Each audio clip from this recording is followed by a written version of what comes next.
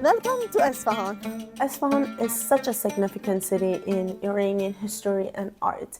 Famously, Iranians have a proverb that says, Isfahan nisf Jahan, which means Isfahan is half of the world. A bit dramatic, I guess, but yeah. As a nation, we are a bit prone to dramatics, let's say, so I don't expect that. It's such a charming city, it has vibrant streets, it has such a beautiful architecture and rich culture as well. It is truly an oasis in the middle of desert. This was our first couple trip after having baby girl almost 2 years ago. We had a little bit of time as we left her with our parents, so we compacted everything in almost a day. So join us as we explore Isfahan in 24 hours. We drove from Tehran to Isfahan starting early in the morning to beat the heat. It is a 4 or 5 hour drive usually, but of course we did need a coffee break. Around noon we got to our hotel. Boutique hotels are quite common in Isfahan. They are usually older houses or guest houses that have been renovated to be used as such. Ours was a 400-year-old house belonging to a royal court member in the Safavid era and only had around 15 rooms, I think. After quick refreshment, we head out for lunch for one of my favorite Iranian and specifically Isfahani foods ever, biryun. This is served usually in a specialty restaurants called biryuni. It's not a food that you usually make at home. And it's a bit of a lamb dish. It's meaty and oily, and it is such a staple to try in Isfahan. Can be an acquired taste though. Next up was Naghsh-e square, of course. This is one of the biggest squares in the world, basically the heart of the city. It is surrounded by the Grand Bazaar of the city, and you can find artisanal pots, paintings, handcrafted mirrors. They usually do use silver, it's very specific to that city, candlesticks, everything that you want, and also very important buildings belonging to the Safavid era, meaning late 1500s and early 1600s. Those buildings, the most famous ones include Shah Mosque, or as they call it now, Imam Mosque, and Sheikh Lutfullah Mosque, as well as Ali Qapoor Royal Palace. Shah Mosque is the masterpiece of the city, I think. It is the epitome of the Persian Islamic architecture and artistry. It is so next level and so outworldly. The blue tiles and sometimes yellow ones and the garden motifs is so quintessentially Persian Islamic, so specific. And it does make me feel right at home despite its grandeur, and it is very grand. Fun fact also, one of my ancestors, Sheikh Bahai, was in charge of the planning of the mosque and the architecture of the mosque, as well as the urban planning of the city during the Safavid era. Next up is Ali Qapoor Palace. This was the imperial palace in the city that was used during the Safavid era, built and used during the Safavid era in the middle of the city.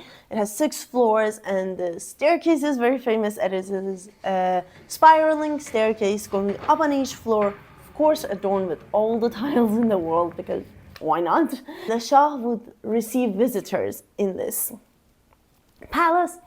Also, check out the view.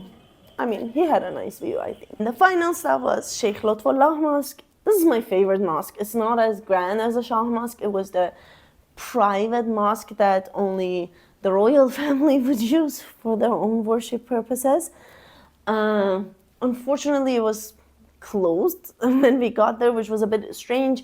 We got there around 4:45 in the afternoon, and it would be closing at 5, so they didn't let us in because it needed to be closed at 5, even though in a hot city like Isfahan, in the middle of the desert, especially in summer, people really don't get out until like 6 p.m. or something when it does get cooler, so be warned about that. I'm gonna put some pictures around as I've visited this mosque before as well. As the weather got chiller and the sun started to set, the square also became alive with all the locals and all the tourists, of course, and we took that opportunity to chill with arguably the best view of the square. Long day, as you probably saw. back at Naghsh-e Jahan, and I have, I guess you say sherbet? Yeah, it's some different syrups and chia seeds and some other sweets. And this is actually local to Isfahan. It's what we call ferni. In English, it's called kheer, which is the Indian word. It's like rice pudding, and then they have syrup in it as well, because sweets are a thing here, if you can't tell. The syrup is cold and then the kheer is warm, so it's really nice. And the view is perfect.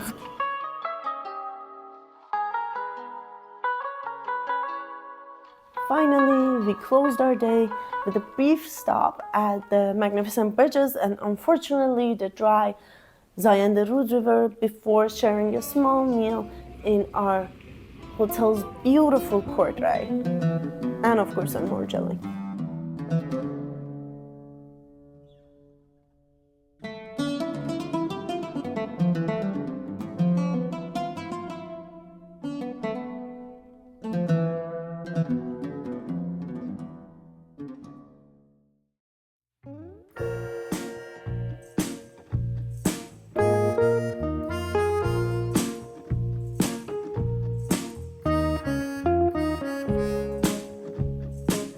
The day started with a slow and traditional breakfast in this beautiful breakfast room, which is called the Shahnashin of the house, meaning the king's room of the house.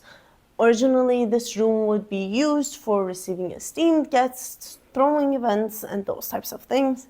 Now we're having breakfast in it, so move in for us. This is one of the nicest looking breakfasts, and Iranian, tasting good. I agree. Yeah. It's harder to come by Iranian good breakfast in hotels, I think. At least my experience. I don't think so. Yeah, it's been my experience. Well, I haven't been to many hotels. Yeah. And see, huge pot of tea. Amazing. Last stop before heading out was the Vank Cathedral, which is the Armenian cathedral based in Julfa neighborhood, which is also the heart of the Armenian community in Isfahan and arguably in the whole of Iran. This cathedral dates back to 1600s, early 1600s, I believe, and it has such a unique and interesting mix of art and architecture of the Persian Islamic type of architecture that was true to the time, and also, of course, the Armenian architecture that was brought over. It also has a fascinating museum that basically paints the history of the Armenian community in Iran. Isfahan is a city that definitely needs more than 24 hours to be properly explored. From gorgeous mosques to lively bazaars, this charming city is truly a breath of fresh air in the middle of the desert. If you have only 24 hours, though, like we did, you can still do a highlight reel. And hopefully you can use this video as an inspiration and a guide to plan that day. Thank you for watching this video. Please do give it a thumbs up, which is a like, and also subscribe for more videos on traveling as a family, or hopefully sometimes as a couple, as well as family life in the Netherlands, as that is basically my day job, living in the Netherlands. See you in the next video.